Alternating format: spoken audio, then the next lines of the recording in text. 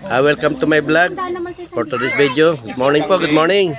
Madami po dito sa aming mga marites. Yan po.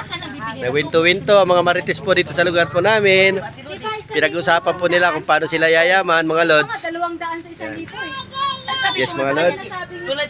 Yan po. Nag-uusap-usap sila kung paano sila yayaman. Paano nila palalakihin yung kaunting halaga.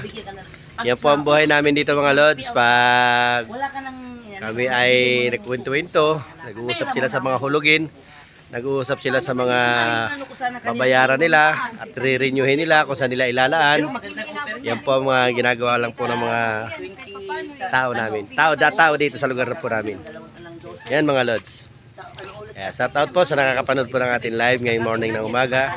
God bless po. Ako po ay nagpapasalamat sa mga followers po natin, sa mga viewers po natin na sumusubaybay na hanggang ngayon ay tumatangkilik po sa ginagawa po natin sa paglalako ng isda.